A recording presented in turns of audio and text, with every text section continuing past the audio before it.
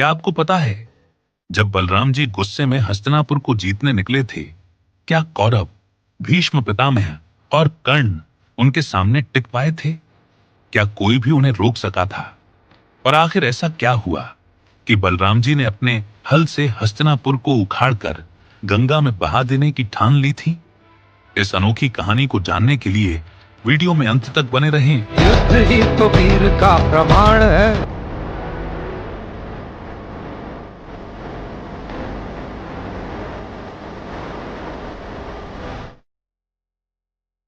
तो कहानी थी महाभारत युद्ध से पहले की। जब बलराम द्वारका में अपने राज दरबार में बैठे थे, चारों ओर शांत वातावरण था। बलराम गंभीर मुद्रा में थे। तभी अचानक एक दूत हांफता हुआ दरबार में घुसा। प्रभु, बड़ी विपत्ति आ गई है। आपके भांजे राजकुमार सांप को हस्तिनापुर के 6 महारथियों ने मिलकर बंदी बना लिया है।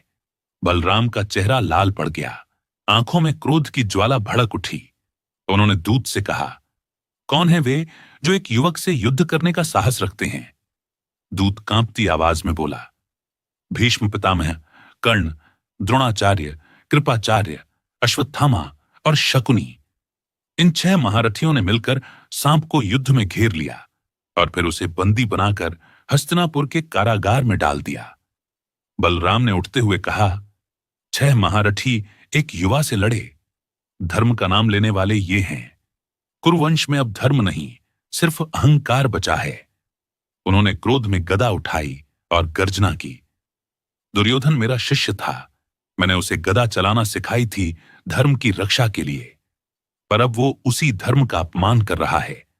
अगर मेरे भांजे को तुरंत नहीं छोड़ा गया तो मैं अपने हल से हस्तिनापुर को धरती से उखाड़ दूंगा। अगले ही दिन बलराम का रथ द्वारका से निकला। सफेद घोड़े आकाश में उड़ते प्रतीत हो रहे थे।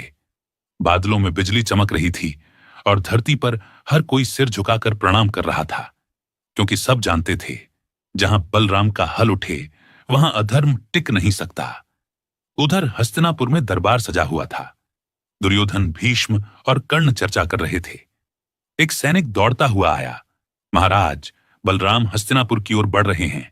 उनका क्रोध देखकर धरती कांप रही है। भीष्म ने गहरी सांस ली। दुर्योधन, बलराम का क्रोध देवताओं के लिए भी अजेय है। उनसे युद्ध करना मूर्खता होगी। कर्ण ने कहा, मित्र, वे तुम्हारे गुरु हैं। अगर उनका क्रोध फूट पड़ा तो हस्तिनापुर का नाम मिट जाएगा। बलराम का रथ नगर के द्वार पर पहुंचा। सैनिक भागने लगे। जनता भयभीत हो उठी। बलराम दरबार में दाखिल हुए। उनकी आंखों में अग्नि थी, आवाज में गर्जन। दुर्योधन, कहां है मेरा भांजा सांप? दुर्योधन धीरे से बोला, गुरुदेव, उसने हमारी पुत्री लक्ष्मणा का हरण किया। हमने उसे दंड दिया है। बलराम की आंखों में बिजली कौंधी। दंड? वो दोनों एक दूसरे से प्रेम करते थे। जिस विवाह को प्रेम ने जोड़ा उसे तुमने अपहरण कहा। 6 महारथी एक युवक से लड़े और तुम उसे धर्म कहते हो? दुर्योधन बोला, हम कौरव हैं। हमारे घर की कन्या कोई यदुवंशी नहीं छू सकता।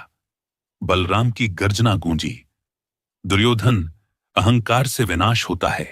अब अगर मेरे सांप को तुरंत नहीं छोड़ा गया तो मैं इस हस्तिनापुर को अपने हल से उखाड़कर गंगा में डुबो दूंगा। उन्होंने हल जमीन में गाड़ा। धरती कांप उठी, महल हिलने लगे, गंगा का जल उमड़ पड़ा। लोग चिल्लाने लगे, प्रभु, नगर डूब रहा है। बलराम की आंखों में आग थी। उन्होंने कहा, जहां धर्म नहीं वहां नगर का अस्तित्व नहीं रहना चाहिए। धरती हिल रही थी। हस्तिनापुर के महल दरक रहे थे। लोग चिल्ला रहे थे, प्रभु, नगर डूब जाएगा। भीष्म पितामह ने अपनी शस्त्र नीचे रखे और बोले, रुको प्रभु बलराम, यह नगर आपका भी है। ये वही भूमि है जहां धर्म ने जन्म लिया था। आपका क्रोध उचित है, पर इस नगर में निर्दोष भी हैं। बलराम की आंखों में अब भी ज्वाला थी। पितामह, जब धर्म का अपमान हुआ तब किसी ने आवाज नहीं उठाई।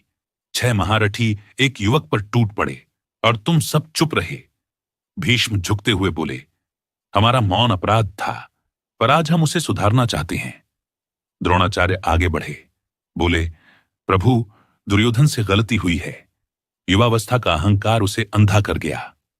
दुर्योधन ने सिर झुकाकर कहा, गुरुदेव, मुझसे अपराध हुआ। मुझे क्षमा करें, राजकुमार सांप को तुरंत रिहा किया जाएगा। बलराम ने हल वापस खींचा। धरती शांत हो गई। गंगा का जल पीछे हट गया और नगर के द्वार फिर से स्थिर हो गए। राजकुमार सांप को कारागार से लाया गया। वह घायल था पर गर्व से खड़ा था। उसने झुककर कहा, मामा, मैंने धर्म के मार्ग पर कदम रखा था, पर उन्होंने मुझे अधर्म का दंड दिया। बलराम ने सांप के सिर पर हाथ रखा। बेटा, आज तूने नहीं, पूरा यदुवंश विजयी हुआ है।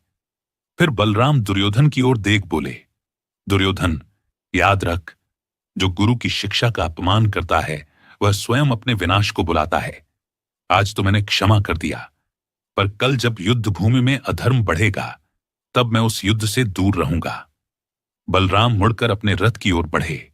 गंगा के किनारे सूरज ढल रहा था और पूरा हस्तिनापुर मौन खड़ा देख रहा था।